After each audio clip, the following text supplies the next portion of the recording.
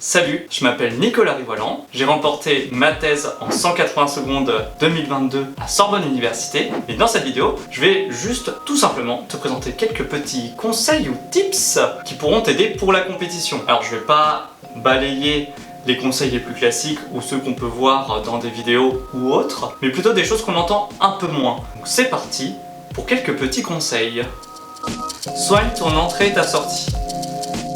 Alors là, je pars typiquement de ce qui se passe avant et après les 3 minutes. C'est-à-dire que avant même que le timer il soit déclenché, tu vas être sur scène.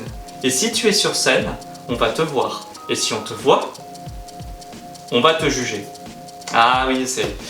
Désolé, hein, c'est le jeu de la scène, hein, c'est comme ça. Et du coup, le problème là-dedans, c'est dans le cas où tu as par exemple une personnalité timide mais une présentation qui elle est beaucoup plus extravertie. Et bien s'il y a une trop grande différence entre ce que tu es et ta présentation, bah ça peut faire sonner faux.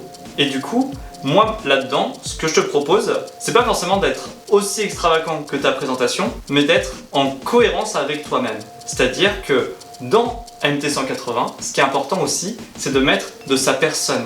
Ce qu'on veut voir, c'est aussi la personnalité du doctorant, c'est-à-dire toi. Du coup, parfaite transition pour le point suivant.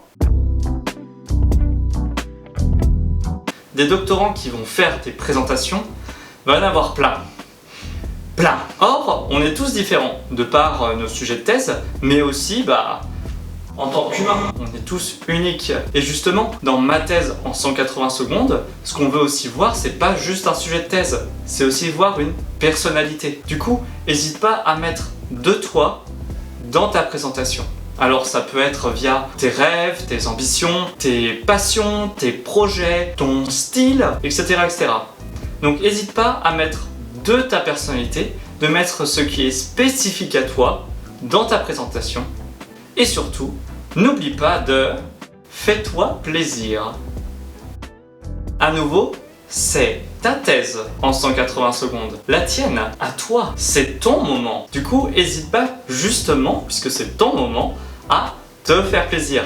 Mais attention, n'oublie pas non plus à faire kiffer les autres. Typiquement, si tu fais des références dans ton texte, parce que, imaginons que tu es un geek comme moi et du coup il y a plein de références dans ton texte, fais gaffe à ce que ces références ne soient pas bloquantes pour la compréhension de ton sujet.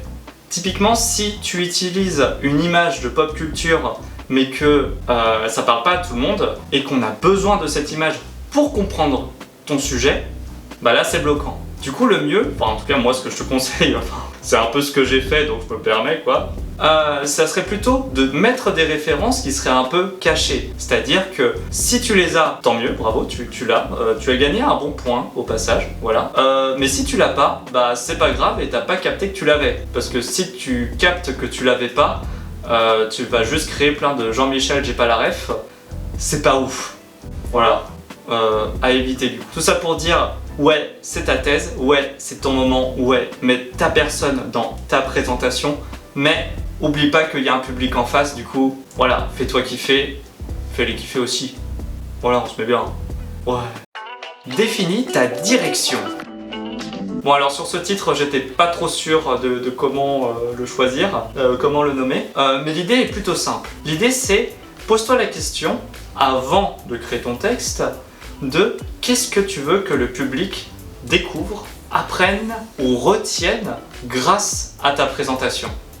Ou encore, une autre question, c'est quelle émotion tu as envie de leur faire ressentir. Et quand tu auras répondu à ces deux questions, tu vas pouvoir construire ton texte pour atteindre cet objectif. Alors je dis pas ça juste pour c'est joli de faire un joli texte, c'est aussi dans le sens où au moment de la délibération du jury, typiquement, ou même après, plus tard, c'est ça qui va faire qu'on va se souvenir de ta présentation. Typiquement, si t'es la personne qui est « Ah oui, il parlait de sucré-salé pour faire des batteries, c'était marrant. » Ou encore « Franchement, elle nous a fait un petit accord là, chantait bien, incroyable. Hein. Je ne fais pas de musique. Désolé. » Et ces éléments particuliers qui vont marquer le public et le jury, c'est typiquement ça qui va t'être utile pour plus tard. Alors, d'une part avec le jury, parce qu'au moins ils se souviennent de toi, du coup, lors de la notation, au moins ils se souviennent de toi, parce qu'au bout d'un moment, je vais t'avouer, pour avoir été jury, mon cerveau il avait un peu cramé. Mais aussi plus tard, c'est-à-dire que une fois que tu as fait ma thèse en 180 secondes, tu seras amené à d'autres interventions et sûrement que les gens verront d'une manière ou d'une autre ce que tu as fait et justement avoir cette petite anecdote que les gens se souviennent de toi pour telle phrase ou pour telle mimique, bah ça peut être cool quoi.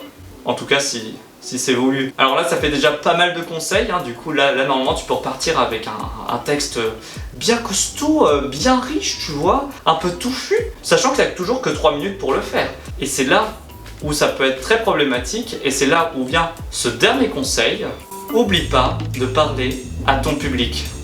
Alors c'est sûrement la phrase la plus facile à dire et pourtant la plus dure à faire, interagir avec le public. Parce que là, tu as sûrement un texte qui est bien costaud, bien riche, touffu et tout ça, et toujours que 3 minutes pour le faire. Et c'est là où tu peux avoir le problème suivant, c'est-à-dire que ta présentation peut vite ressembler à juste une récitation. Genre poésie, oui je récite mon texte, c'est génial, je fais une thèse, je suis doctorant et mentalement je vais bien.